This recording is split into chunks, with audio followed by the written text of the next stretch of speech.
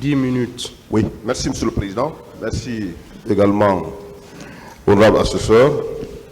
Monsieur le Président, le ministère public reprend la parole pour répliquer par rapport à des points précis. Monsieur le Président, ces points n'intéressent que le droit, puisque nous n'allons pas nous mettre à répondre à tout ce qui a été dit ici sur les personnes qui composent le ministère public, Monsieur le Président. Monsieur le Président, il a été dit à la défense que les jurisprudences qui ont été développées par le ministère public, que c'est des jurisprudences, Monsieur le Président, qui sont inopportunes. Et, Monsieur le Président, je voudrais rappeler que la jurisprudence, Monsieur le Président, dans son sens exact, c'est les manières par lesquelles les juridictions ont eu à régler les affaires. C'est ce qu'il faut comprendre. Et dans ce cas d'espèce, Monsieur le Président, les jurisprudences que nous avons invoquées, c'est des jurisprudences qui résultent de l'examen des affaires qui ont été pendant devant les juridictions internationales. Et lorsqu'on vous dit également, Monsieur le Président, que les jurisprudences que nous avons invoquées, c'est des jurisprudences qui ne règlent pas la question de requalification, je voudrais rappeler que ce n'est pas les jurisprudences qui règlent la question de requalification que nous avons invoquée, mais c'est des jurisprudences, Monsieur le Président, qui règlent les infractions qui sont soumises devant les juridictions internationales. Et le crime contre l'humanité, Monsieur le Président, est une infraction qui a été soumise devant ces juridictions internationales, et ces juridictions internationales ont rendu des décisions, Monsieur le Président. Et également, il faudrait que la défense comprenne que la question de la jurisprudence, Monsieur le Président, que nous avons invoquée, ou les jurisprudences que nous avons invoquées, c'est pour vous dire à votre tribunal que le règlement des crimes, le jugement des crimes, ce n'est pas un jugement inédit. Ça a été fait ailleurs, et c'est pourquoi nous avons cité ces jurisprudences, Monsieur le Président. Également, au niveau de la défense, ils ont parlé de l'inégalité des peines. D'inégalité des peines pour dire que il y a un traitement de faveur, puisqu'il y a des accusés qui ont été condamnés, dont les peines ont été requises, qui ne sont pas les mêmes peines que les autres accusés, Monsieur le Président. Et hier, Maître, je ne vais pas trop retarder sur la question, puisque Maître Lanside l'a clairement débattu hier, et il a invoqué même les dispositions de l'article 92 du Code pénal, Monsieur le Président, qui parle de l'individualisation de la peine. Et, Monsieur le Président, à la lecture de ces dispositions pertinentes du Code pénal, l'article 92, l'individualisation se base sur deux critères fondamentaux. Le premier critère, c'est les circonstances qui entourent l'infraction dans sa commission. Deuxièmement, il y a la personnalité de son auteur. Monsieur le Président, ce sont les critères qui rentrent dans l'individualisation de la peine, sans pour autant, pour des impératifs de temps, je ne vais pas relire cette disposition, mais ce qu'il faut retenir, dans le cas de l'individualisation de la peine, ce sont les circonstances de l'infraction dans sa commission et également la personnalité de l'accusé.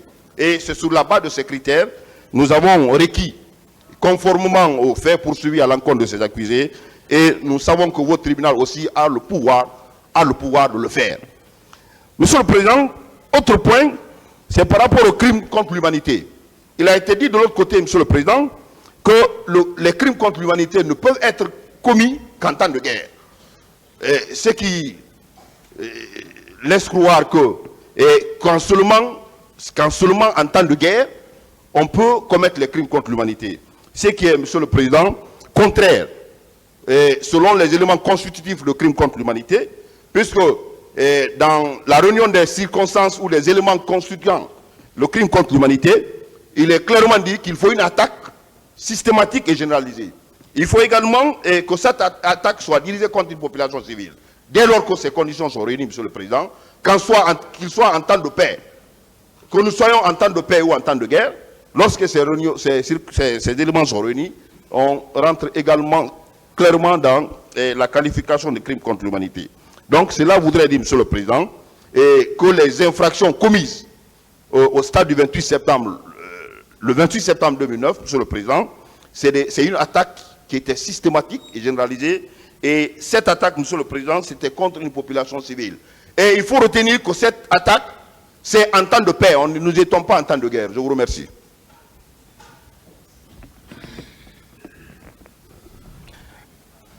Merci, Monsieur le Président. Honorables assesseurs, et puisqu'il faut aller rapidement, on a parlé ici de la prescription de l'action publique ainsi que de la prescription de l'action civile. Monsieur le Président, l'article 3 du Code de procédure pénale est clair là-dessus.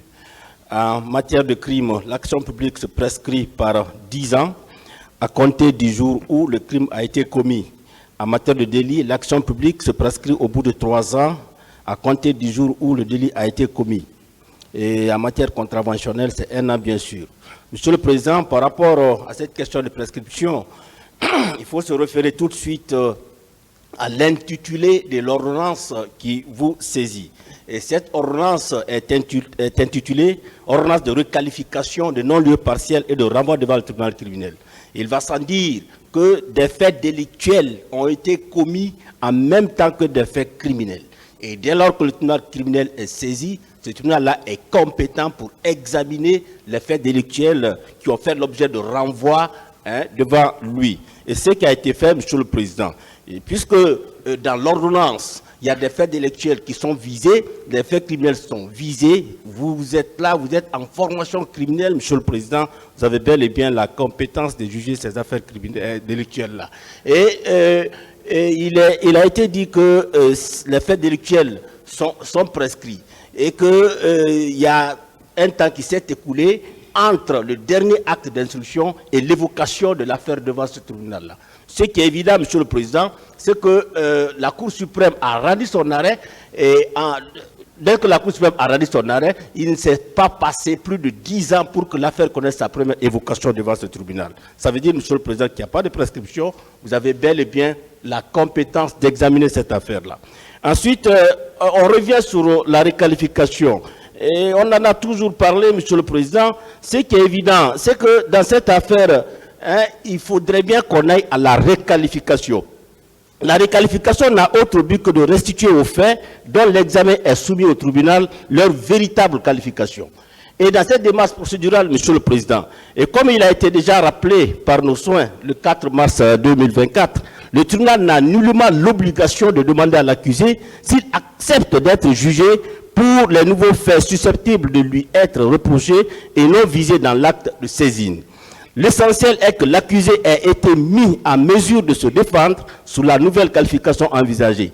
Or, Monsieur le Président, les accusés ici présents ont eu la possibilité de se défendre. Parce que lorsque nous avons soulevé la question de requalification, ici le 4 mars 2024, les avocats de la défense ont demandé un renvoi afin de répondre à cette réquisition-là. Ils ont eu 2 semaines, Monsieur le Président, ils ont fait des conclusions écrites. Et au bout de ces 2 semaines, ils ont encore organisé des débats ici. Pendant 2 semaines, on a parlé de requalification. Aussi, Monsieur le Président, est juste quand lorsque vous avez rendu la décision, c'est-à-dire vous avez joint la question de requalification au fond, ils ont fait appel, ils sont allés au niveau de la cour d'appel, ils ont échoué lamentablement. Ils ont été obligés de revenir dans cette salle pour que les débats se poursuivent. Et lorsque les débats sont poursuivis, on s'est retrouvé dans cette salle, Monsieur le Président, et on a amorcé la phase des confrontations. Et au cours de cette phase de confrontation, des questions ont été posées aux accusés, allant dans le sens de la nouvelle qualification envisagée. Et parmi ces questions, Monsieur le Président, nous avons naturellement qui était le commandant du régiment. La réponse à cette question, Monsieur le Président, va dans le sens de la nouvelle qualification. Qui commandait la garde présidentielle? En sa qualité de commandant du régiment, Toumba vous rendait-il compte? Est-ce que c'est le président Dadis qui avait habillé les hommes qui s'étaient rendus au stade? Est-ce que Gono Sangaré avait une garde parallèle qui avait embarqué des armes dans des camions? Est-ce que le président Dadis a été le concepteur, le planificateur et l'exécuteur des massacres? Au stade, est-ce que Toumba a dit à Marcel, qui vous a dit de tirer? Monsieur Toumba, est-ce que vous confirmez le recrutement de 9000 personnes et l'envoi de 500 hommes au camp Al-Faya, ainsi de suite, Monsieur le Président? Des questions de ce genre ont été posées, des réponses ont été données et ces réponses-là sont consignées dans le plumitif. Aussi, Monsieur le Président, je ne sais pas pour quelle raison on s'oppose tant à la requalification, d'autant plus que suffisamment d'éléments nous prouvent qu'il faut aller à cette requalification. Et la question de requalification, Monsieur le Président, ne relève pas seulement de la juridiction de jugement. L'avocat qui porte plainte devant le procureur a l'obligation de donner une qualification au fait qu'il porte devant le procureur. L'OPJ qui reçoit, qui fait le procès verbal, Monsieur le Président, doit donner une qualification. Le juge d'instruction, la même chose.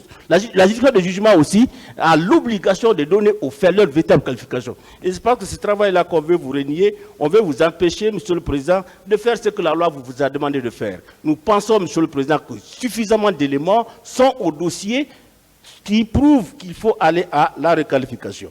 Ensuite, je vous vois regarder l'heure, Monsieur le Président, on a parlé de l'imputabilité.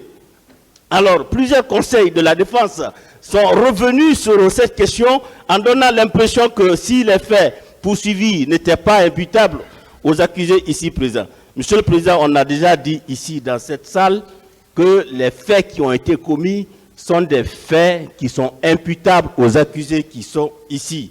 Et nous avons dit, nous disons et nous réitérons, Monsieur le Président, que les faits commis le 28 septembre 2009, avant et après, Monsieur le Président, ces faits-là sont bel et bien constitutifs de crimes contre l'humanité et de responsabilité du supérieur hiérarchique ou du chef militaire. Ces faits sont prévus et punis par les articles, Monsieur le Président, qui sont devant vous. Et les accusés qui sont là, on a spécifié dans nos réquisitions, ceux-là qui doivent être retenus pour les faits de responsabilité de commandement et ceux-là qui doivent être retenus pour les faits de crimes contre l'humanité. Je vous remercie.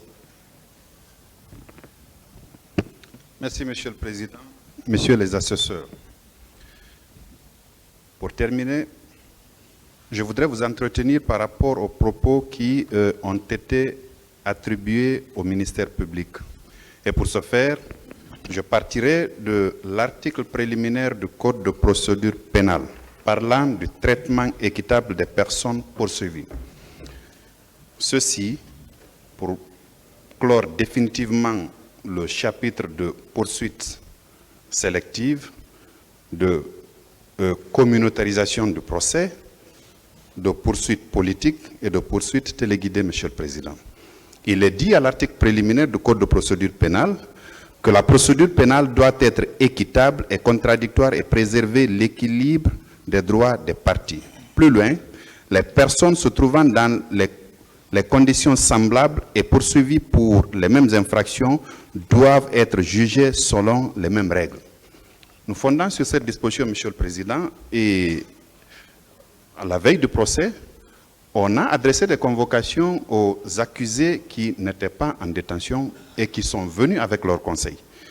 Nous avons eu un débat houleux de pratiquement de 3 heures sur les dispositions de l'article 252 du Code de procédure pénale. Parce qu'en réalité, ces accusés-là devaient se constituer prisonniers. Ceux qui n'étaient pas là, c'est peut-être les conseils de M. Aboubakar Diakité Toumba qui n'étaient pas intéressés parce que lui, il était en détention. Mais ce qu'il faut relever, c'est que les avocats qui étaient présents ont, de manière unanime, conclu qu'il fallait absolument que leurs clients se constituent prisonniers. Le point nodal était de savoir comment est-ce qu'ils devaient se constituer prisonniers. Alors, ils nous ont demandé de leur permettre d'entretenir leurs clients pour les préparer moralement. Au lieu de ça, ils sont allés voir, certains avocats sont allés voir le garde des Sceaux, foulant au sol les dispositions de l'article 60, alinéa 4 de la loi portant réorganisation de la profession d'avocat en République de Guinée. Permettez que je lise cette disposition, Monsieur le Président, parce qu'ils sont allés demander au ministre de la Justice d'intervenir dans cette procédure-là. Eh bien, cette disposition est bien claire. L'article 60, je lis l'avant-dernier alinéa, qui dit qu'il est interdit aux avocats de s'adresser sous quelque forme que ce soit au ministre de la Justice, garde des Sceaux, pour lui demander d'intervenir par quelque moyen que ce soit dans les affaires pendantes devant les cours et tribunaux. Donc, n'ayant pas obtenu gain de cause, ils se sont retournés pour demander à ce qu'on leur permette de prendre leurs clients et de les mettre dans leur véhicule. Donc, ils étaient absolument consentants. Bon, j'avais pensé qu'ils auraient dû le dire, Monsieur le Président, mais ne l'ayant pas dit, il faut qu'on vous le dise. Alors, ce que M. Moussa Dadis Camara a dit, c'est effectif qu'il a été le premier à monter dans un bus, parce qu'on avait affrété des bus pour les permettre d'aller se constituer prisonniers. Et mieux que ça, à longueur de journée, depuis le début de ce procès, il s'attaque au courrier que le procureur de la République a adressé à l'administration pénitentiaire pour demander à ce que si les accusés laissés en liberté jusqu'à la veille du procès venaient se constituer prisonniers, de les recevoir. Ben, ce sont des légalistes. Ils n'ont exercé encore recours contre cet acte administratif que le procureur de la République a entrepris, comme ils disent, pour maintenir leurs clients en détention. Mais l'un dans l'autre, Monsieur le Président, cette question est derrière nous par la décision que vous aviez rendue, la décision numéro 18 du 10 octobre 2022 qui a définitivement réglé cette question. Et par cette décision, la question de liberté, enfin, de résidence surveillée du président Dadis aussi a été réglée, bien qu'en phase de plaidoirie ici, la question refasse surface. Mais de toute façon, cette question est derrière nous. Monsieur le Président, il a été dit que nos poursuites sont sélectives, nos poursuites sont politiques, nos poursuites sont téléguidées.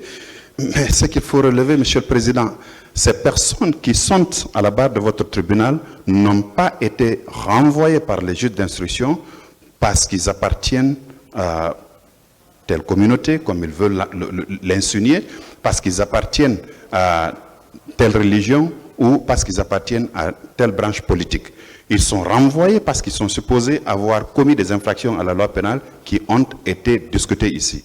Donc, qu'on n'amuse pas votre tribunal, ce sont des infractions de droit commun qui sont commises et les personnes poursuivies le sont pour avoir plus ou moins posé un acte qui est qualifié de crime par le législateur pénal. Donc, Monsieur le Président, et ce qu'ils ne vous ont pas dit, que quand on a fait un courrier qui a fuité au parquet général, et par rapport au général Sekouba dont on parle tant, il y a une poursuite régulière, ils le savent, parce que certains avaient félicité le procureur que je suis par rapport aux poursuites qu'on avait engagées contre le général Sekouba Konaté. Donc, ne pas le dire, c'est Monsieur le Président, c'est retenir une information qui sont vraiment au courant. Ben, mais nous, on ne plaide pas par voie de presse, enfin, on ne requiert pas par voie de presse, j'allais dire, on n'est pas à la presse. Depuis le début de ce procès, on s'est contenté que d'un seul communiqué. Eh bien, nous communiquons quand c'est nécessaire. Monsieur le Président, il y a eu des propos assez discourtois, mais puisque c'était la phase des réquisitions et plaidoiries, pour respect à votre tribunal, on n'a pas voulu arrêter qui que ce soit. On n'a pas voulu lever la main pour vous demander à ce que les avocats concernés retirent leurs propos. Il a été dit ici que le ministère public a été déloyal. Bon, parlant de déloyauté, c'est une expression qui est chère aux avocats. Eh bien, Monsieur le Président, motif pris de ce que le procureur de la République a écrit pour demander un renseignement au centre d'instruction de Kalea. Bien vrai, mais comment est-ce que les avocats de M. Moussa Dadis Camara ont obtenu une pièce qui n'était pas dans le dossier, qui est attribuée à M. Toumba Diakité? Comment ils l'ont obtenu? Parce que ce n'est pas une pièce qui était dans le dossier. Ce n'est pas une pièce qui était dans le dossier, M. le Président. Parlant de déloyauté de ces avocats et du procureur qui est investi quand même d'une mission, celle de représenter toute la société, qui prend un acte administratif officiel pour écrire et l'acte est versé au dossier, les réponses sont versées au dossier. Quel est l'acte qui leur a servi d'obtenir ce document-là qui ne se trouvait pas dans le dossier? De qui se moque-t-on? Ensuite, Monsieur le Président, certains ont dit que le parquet est l'ennemi des accusés. On l'a entendu. Les autres ont dit que le parquet n'a pas branché un mot ou bien les allégations du parquet. Je voudrais faire observer, Monsieur le Président, que ce sont des propos assez discourtois vis-à-vis du ministère public que nous représentons. Et ça, c'est contraire aux dispositions de l'article 68 de la loi portant réorganisation de la profession d'avocat. Je vous en épargne la lecture parce que nous sommes vers la fin du temps qui nous est imparti. En fait, Monsieur le Président, ils ont parlé, ils ont dit, certains parmi eux ont soutenu que, au lieu de démontrer l'infraction, qu'un membre de ce parquet s'est mis à pleurer. Monsieur le Président, dans nos constitutions, dans nos différentes constitutions physiques, il y a des caractères qui sont acquis et d'autres qui sont innés. Nous n'avons pas du tout les mêmes caractères acquis et nous n'avons pas du tout les mêmes caractères innés. Vous ne pouvez pas dénier à une personne un caractère inné. Le procureur dont il s'agit, c'est un père de famille. Ce qui aurait été blâmable, c'est si il faisait, il empruntait, si vous voulez, il faisait usage des connaissances personnelles qu'il a de ce dossier pour en faire usage à la barre de votre tribunal. Parce que l'un dans l'autre, ces accusés, on les connaît plus ou moins. Il y en a qui ont déféré des procédures devant nous, Monsieur le Président, mais sur ce plan, motus et bouche cousue. Donc, Monsieur le Président, en plus de ce que mes collègues ont dit, nous maintenons in extenso que les réquisitions que nous vous avons présentées et nous vous prions de nous suivre dans nos réquisitions. Parlant de l'article 60, Monsieur le Président, je viens d'en donner lecture. Monsieur le Président, je parle de l'article 68. Il est dit que l'avocat doit, à tout moment et en tout lieu, observer une conduite exemplaire empreinte de dignité et de probité morale. Donc, Monsieur le Président, qu'on ne vienne pas ici pour employer des propos assez discourtois. Nous sommes dans un temple où vraiment c'est trop solennel pour que des propos discourtois y soient employés. Merci, Monsieur le procureur. Merci, Monsieur le Président, Messieurs les assesseurs. La défense.